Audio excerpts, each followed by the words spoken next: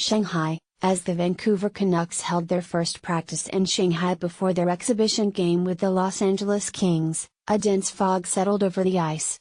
The humidity in the arena was high and the players could barely see the puck. Large dehumidifiers were rolled in and the mist eventually cleared, but the NHL has perhaps a bigger visibility problem in China, a country with little tradition of winter sports, hockey included.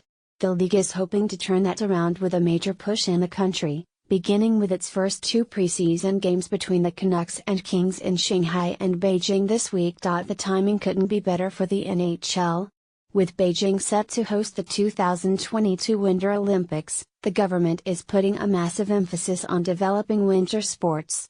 Hockey training programs and youth leagues are expanding across China, and the nation's first professional team, the Kunlun Red Star, plays in Russia's Continental Hockey League. With interest on the rise, the NHL believes it now has an opportunity to crack a market that has traditionally been more fixated on basketball and soccer. You don't quite know what to expect the first time the game is coming here, but I've always believed that hockey is a game you need to see live, Los Angeles Kings coach John Stevens said after Wednesday's practice. And once you see it live, you become hooked as a fan. A glance at the numbers shows just how far the NHL has to go. According to the International Ice Hockey Federation, China has just 1,101 registered players, compared with nearly 556,000 in the US and more than 631,000 in Canada. And the fan base in a nation of more than 1.2 billion people is still in its infancy. On Weibo, the Chinese equivalent of Twitter, the NHL has just 47,000 followers, some of whom are obviously new to the sport. One posted a question about the temperature of the arena and what was suitable to wear to the game. The NBA, which hosted its first preseason exhibition games in China in 2004, boasts more than 33 million followers on Weibo. We're learning a lot about how to market here and we're learning a lot about how tickets are sold, says David Proper, the NHL's Executive Vice President of Media and International Strategy. We're just viewing this as year one of a multi-year project, and in year one we may not knock it out of the park, but we can still build over time. Media exposure certainly helps.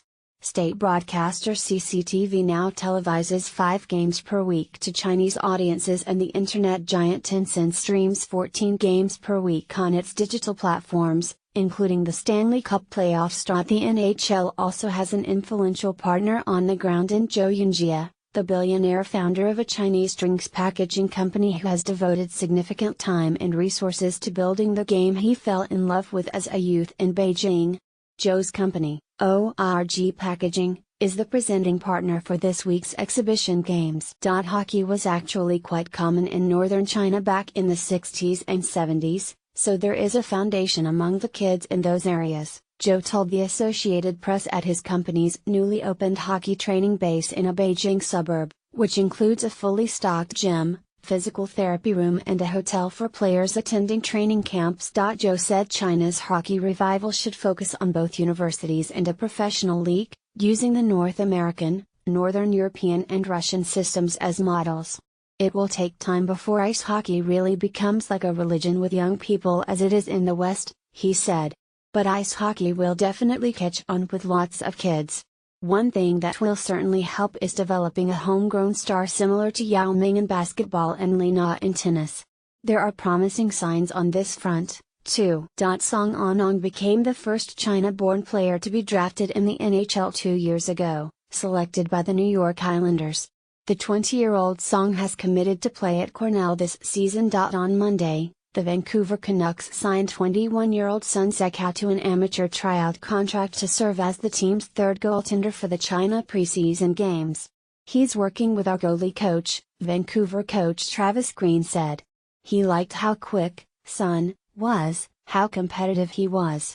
I just think it's a great experience for him. The NHL should also get a boost in China as excitement builds for the 2022 Olympics. The league angered its players by deciding not to interrupt its season to allow them to take part in the 2018 Games in South Korea in February.